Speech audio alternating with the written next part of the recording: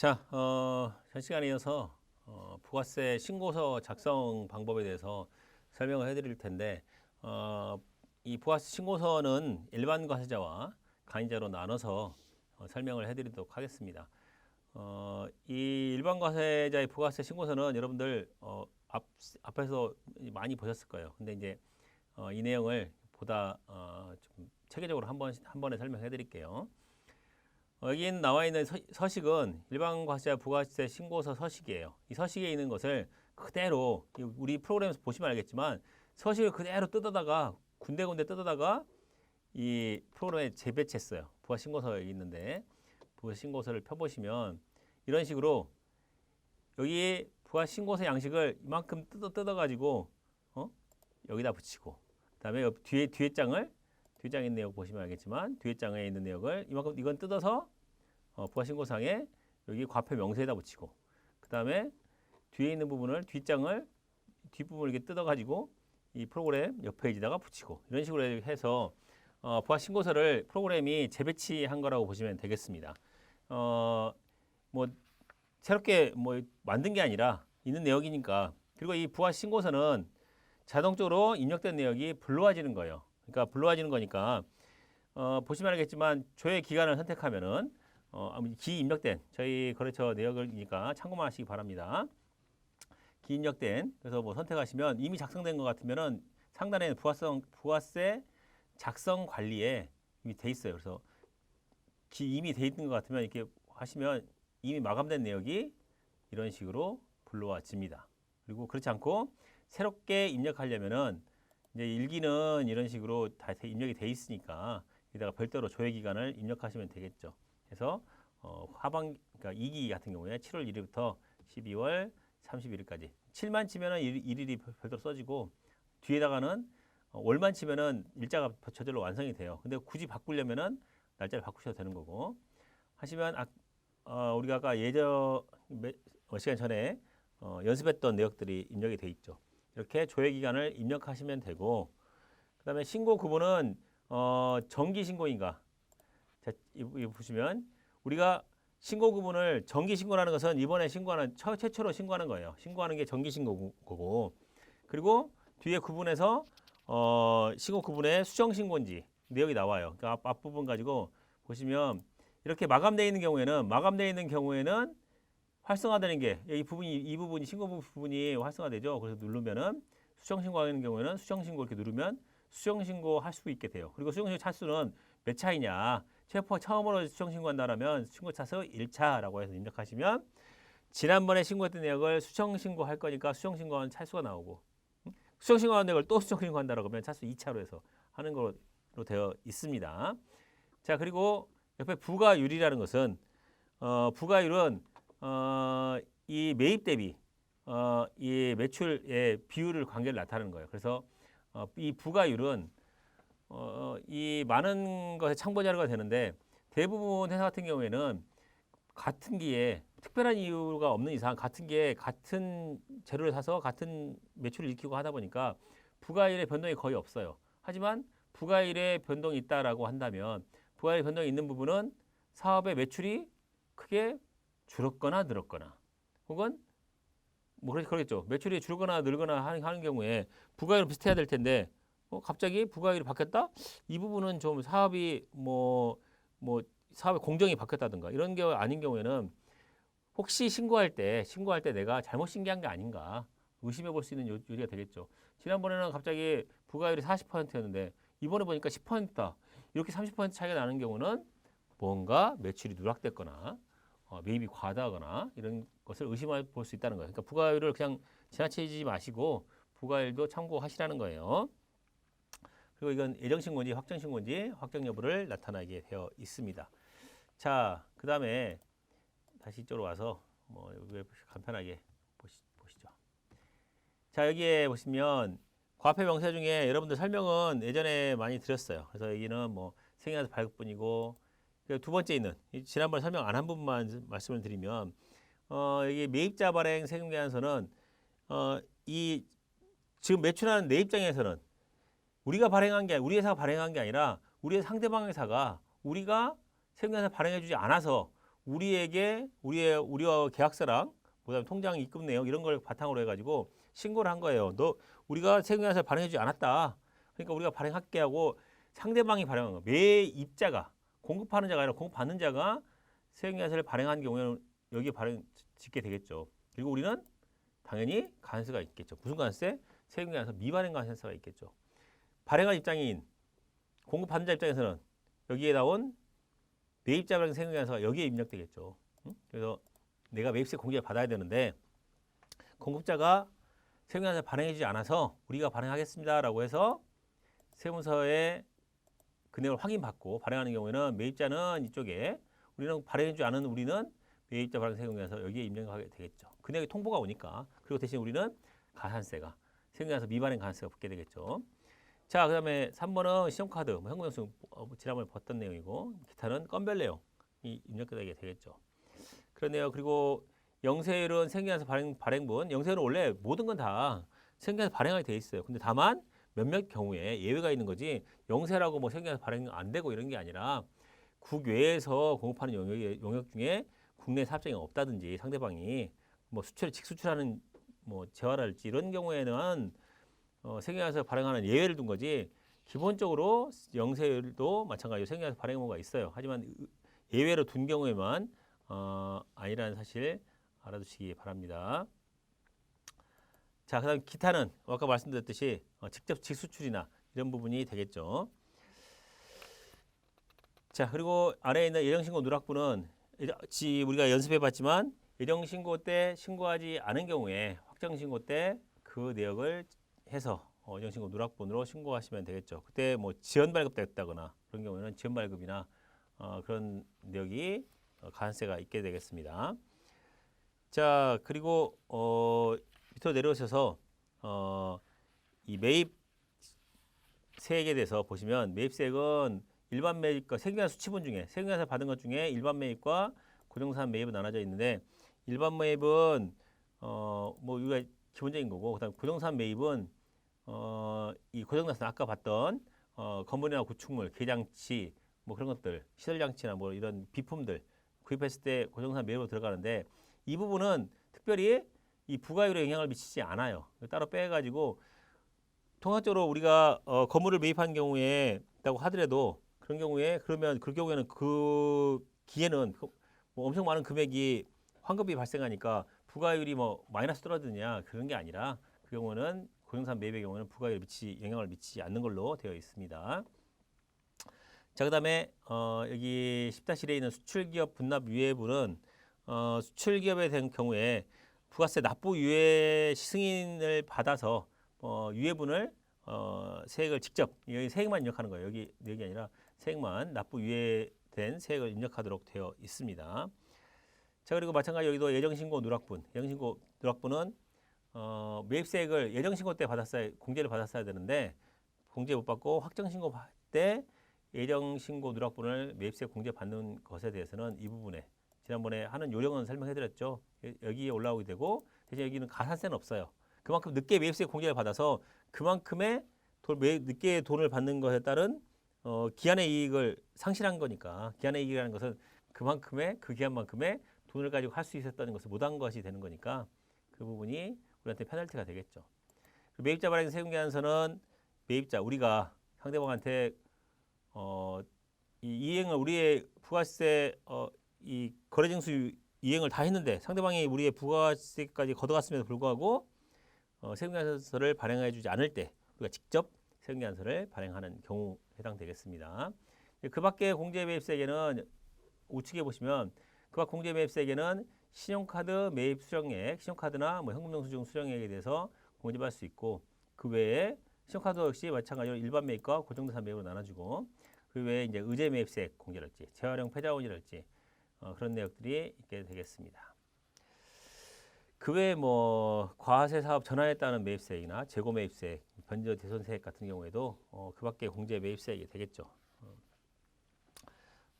그리고 이제 여러분들 교재에 보시면 경감 공제 세액이 있는데 이 부분은 여러분들이 잘 보셔야 돼요. 그래서 신용카드 매출 전표 등 발행 공제에 나와 있는데 신용카드 매출 전표 등 발행 공제는 조심해야 될 게 신용카드 매출점유율을 발행한 경우에 우리가 공제받는 건데 뭐 1.3%나 간이가사자이면서 음식점업인 경우에는 2.6%의 세액을 공제받는데 정말 조심해야 할 게 뭐가 있냐면 일반과세자 같은 경우에는 우리가 혹시 법인사업자가 아닌지 보셔야 돼요. 법인사업자는 매입세 공제가 안 돼요. 프로그램에서도 법인사업자는 여기 금액은 적어지지만 세액 공제에 대해 금액은 없어요. 그러니까 음식점이지만 법인인 경우에는 신용카드 매출점표 등 발행 공제의 금액이 적어지지 않아요. 근데 그 경우는 이제 프로그램이 걸러주니까 여러분들이 조심해서 하는데 뭐가 문제냐?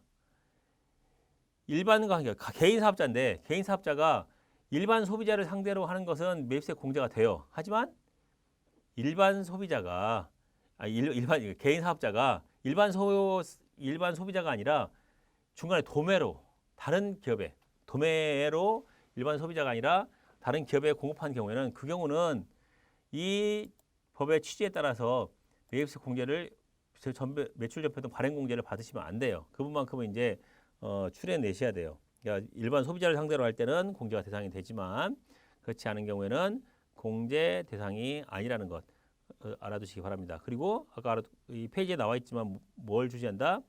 간이가세자의 경우에는 음식 숙박업을 경영하는 경우에 1.3%가 아니라 2.6%다라고 알아두시면 되겠습니다. 이건 연간 1,000만 원을 한도로 하는데 아까 설명을 제가 뭐 그냥 하사사라 하다 보니까 헷갈려서 뭐 말씀드렸는데 연간 1,000만 원이에요. 그러니까 보통의 경우에는 500만 원씩 나눠서 하는 경우도 있지만 연간 1,000만 원이니까 그것도 한도가 500에서 1,000만 원 늘어났으니까 그 점 유의하시고 법인 사업자는 대상이 아니고 개인 사업자도 직전 과세 기간에 공급가액 직전 연도예요. 직전 1년도. 그러니까 올해가 2020년도면 2019년도에 공가액의 합계액이 10억 원을 초과하는 경우에는 대상이 되지 않는다는 것 체크해 주시기 바랍니다.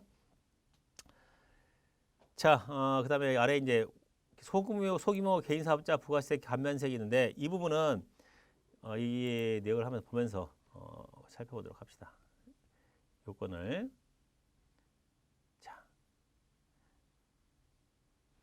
자 내려보시면 이게 20란에 적어지는 소규모 개인 사업자 부가세 감면세액 보시면 소규모 개인 사업자의 경우에 올해까지 2020년 10월 31일까지 확정 신고를 하는 경우에 납부세액의 일정 장을 감면해 주는데 일반 사업자이면서 개인 사업자여야 되고 감면받는 과세기간의 공과의 합계액이 4천만 원 이하여야 돼요. 공과의 합계액이 4천만 원 이하. 이 부분이 중요해요. 4천만 원 이하이고 감면 배접이 아니어야 돼요. 감면 배접보다 부동산 임대 공급업이나 과세 유흥장소 경영 이 두 가지 업종이 부동산 임대나 과세 유흥장소 경영업이 아닌 업종을 영위해야 되면서 개인 사업자로서 4천만 원 이하인 경우에는 소규모 개인 사업자 부가세 감면을 해준다. 그리고 사업자가 둘 이상의 서로 다른 사업장을 경영하는 경우에는 감면 배제 사업이 아닌 사업장이 하나에서 부가세를 감면하는 거고. 그러니까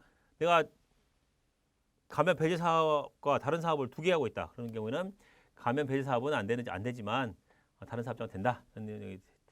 인 것이고 그 금액은 일반 과세 방식의 세액에서 간이과세 방식 세액을 차감한 금액을 감면을 해주는 거예요. 그러니까 아무래도 올해 특수한 경우죠. 올해 코로나로 힘들어하는 이 소규모 사업자들을 지원해 줄 목적으로 한 거니까 그만큼 혜택이 이 간이과세자 정도의 세액만 걷겠다라는 취지인 걸로 이해하시면 되겠습니다. 자, 뭐 이 본 김에 그럼 이어서 봅시다. 그러면 20일란에 보시면 여기 20일란 여기 있죠. 20일란에 예정고지 미환급세액. 예정고지 미환급세액이 있는데 예정고지 미환급세액 같은 경우에는 예정고지가 아니라 예정신고 미환급세액이에요. 예정신고 미환급세액은 법인사업자에 해당돼요. 그러니까 법인사업자에 해당되기도 하고 중간에 그 예정신고한 개인사업자도 해당되고 그러니까 예정신고를 했는데 이런 일반 환급은 조기환급은 그때그때 신고할 때 예정신고 때라도 조기환급을 신청하면 환급이 바로 됩니다. 하지만 일반 환급은 환급 신청일로부터 30일 이내에 환급되는 일반 환급의 경우에는 예정신고 때 환급이 되는 게 아니에요. 착각하기 쉬운데 반드시 일반 환급은 확정 신고 때 환급이 되는 거예요. 여러분들 프로그램에서 예정 신고 때 했더니 여기에 과표 명세에서 여기에 이렇게 계좌번호가 적어져 나온다라고 해서 여러분들이 계좌번호가 적어져 나왔으니까 환급이에요라고 생각하시면 안 돼요. 일반 환급은 환급이 안 돼요. 물론 요즘 보니까 가끔은 담당자가 실수로 뭐 환급해 주는 경우도 가끔 있더라고요. 그런 경우에는 이제 중복 환급 신청을 하는 경우니까 잘 봐야 되는데 예정신고 미환급세액은 전에 예정신고할 때 환급세액이 있었는지 없었는지를 살펴보면 돼요. 회사에다가 4월 25일경에 그대를 즈음해서 환급세액이 발생했는지를 확인하고 없다면 여기 예정신고 미환급세액, 물론 조기환급이 아니야겠죠. 그런 경우에 적어주시면 되겠습니다. 근데 제가 종종 보니까 이렇게 예정신고 때인데 불구하고 과표명세에다가 이 계좌를 입력하고 그리고 막상 확정신고 때 와서는 예정신고 미환급세액을 입력을 안 하는 경우 있어요. 그러면 환급되지 않아요. 환급 안 해줘요. 그러면 제가 실제로 새로 온 회사를 수임한 회사를 보다 보니까 예정신고 미환급세액을 입력하는 회사가 입력 안 한 계속 몇 년 동안 입력을 안 했더라고요. 그래가지고 환급을 덜 받았어요. 그래서 물론 그 회사는 이제 그 건물을 짓고 있는 회사였는데 그래가지고 물론 그 건물을 짓고 있는 회사는 조기환급을 받지만 그 회사 이제 하는 과정에서 건물은 지어놨는데 이런 그 건물에 대한 분이 아니라 일반적인 소비재 같은 거라다 보니까 예정신고 분이 환급세액이 발생했는데 환급을 안 해줬더라고요. 그런 경우에 그것만 해서 환급세액을 꽤 많이 받았던 적이 있어요. 그러니까 이 부분 예정신고 때 환급세액을 환급받지 못했다면 확인을 한번 하시고 그 내역을 입력해서 납부세액을 줄이시면 되겠습니다. 혹은 환급세액을 더 늘리시면 되겠습니다. 자, 그다음에 예정고지세액은 개인 사업자의 경우에 예정고지에서 예정신고를 가림한다고 했잖아요. 그러니까 예정고지세액을 납부했으면 그 금액을 입력해 주시면 되고 사실은 고지와 납부 안 했어도 입력을 하는 거예요. 고지는 고지대로 고지한 납부에서 하는 거고 여기는 고지에서 납부를 안 했어도 그 금액이 고지세액을 조회했을 때 이 금액이 있으면 금액을 입력하시면 되겠습니다.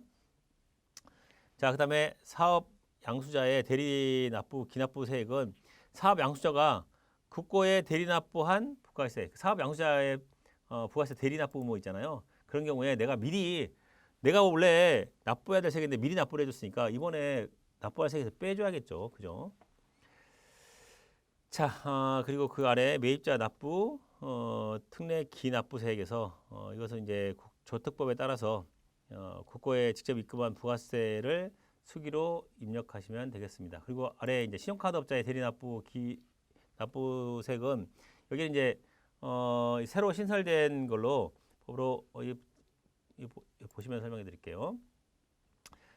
조특법에 따라서 유흥 단란주점 사업자의 지금 유흥 단란주점 그러니까 소비성 서비스업인 유흥 단란주점 사업자의 경우에는 카드 매출에 대해서 카드 매출을 카드사에서 국고에 직접 가져가요. 그래서 카드에서 매출세 일부분이에요. 전부 다가 아니라 카드에서 부가세에 해당되는 일부분을 국고에서 직접 가져가게 돼 있어요. 그래서 그만큼을 여기 있는 유흥이나 단란주점 업주는 받지를 못해요. 카드사로부터.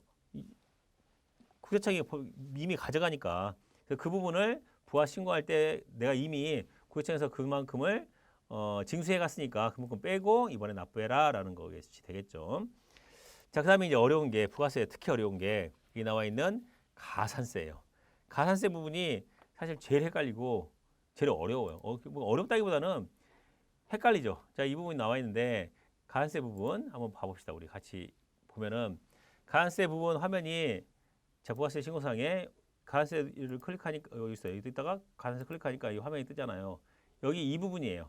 그래서 처음에 나와 있는 사업자 미등록부터 해가지고 여기 뭐 매입 뭐 거래 계좌 지연 입금이랄지 이런 것까지 다 있어요. 그래서 보시면 교재를 참고하시면 세금계 사업자 미등록이나 타인 등록 명의인 경우에는 가산세가 세요. 1% 가산세.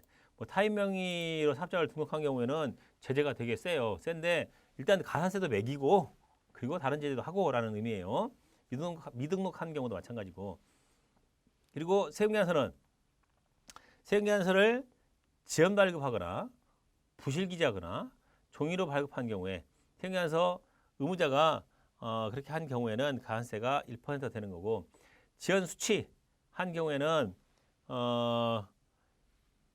이 뒤에 여러분들 부가세 보시면은 가산세에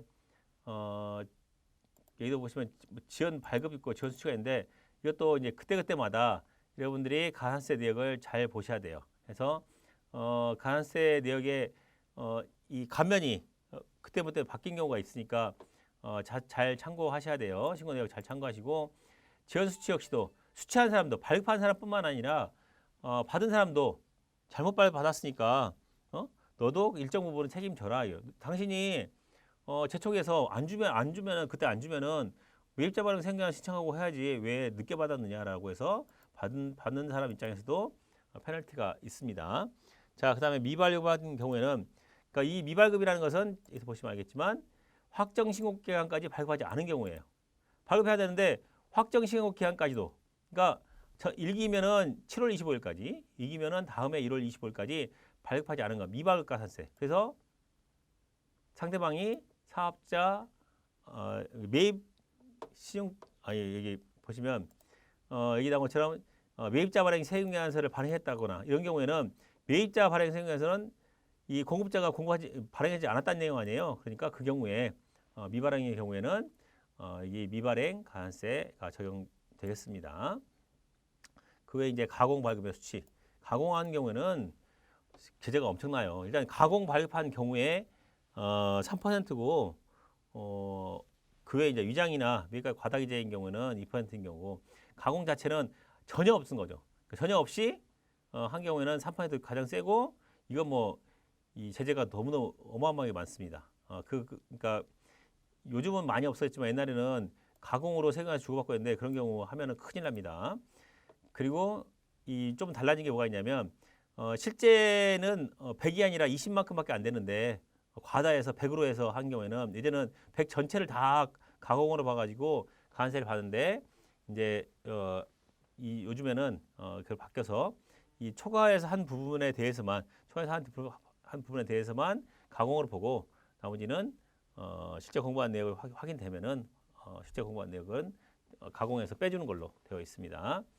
자, 그다음에 세금계산서 발급 명세서인데 지연 전송, 미전송이 있는데 지연 전송은 전송까지 전송 경과 후 확정 신고 기간까지 전송한 경우가 지연 전송이 되는 거고 전송을 해야 되는데 다음 달 10일까지 전송하라고 되어 있는데 전송을 못한 경우 그리고 하지만 확정 신고 기간까지 전송한 경우 그리고 미전송은 발행을 해놨는데 전송하지 않은 거예요. 이건 전송하지 않은 거예요. 발급하고 달라요. 발급 자체를 안 한 거고 여기는 발급 자체를 안 한 거고 여기 지연 발급한 거고 하지만 이것은 발급을 해놨는데 전송을 안 누른 경우 있어요.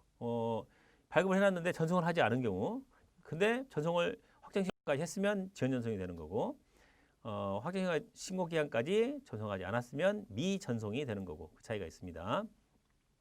세금계산서 합계표는 제출 불성실과 지연 제출이 있는데 뭐 지연 제출은 건 뭐냐? 나중에 제출하면 되는 거냐? 그게 아니라 예정 신고 때 제출해야 될 합계표를 확정 신고 기간까지 전송하지 않은 경우가 확정 신고 기간이죠. 전송하지 않은 것을 예정 신고분을 확정 신고 기간까지 전송한 경우에 해당돼요. 예정 신고 때 전송했어야 되는데 이것을 확정 신고 때 전송한 경우는 지연 전송이 되는 거고 그 외에 이제 확정 신고 기간까지 전송하지 않으면 미전송이 되는 거고 그리고 이 아래에 있는 이제 세금계산서 관련해서는 지연 제출은 예정 신고분을 확정 신고까지 제출한 경우가 되는 거고 제가 설명하다가 개수가 많으니까 헷갈렸어요.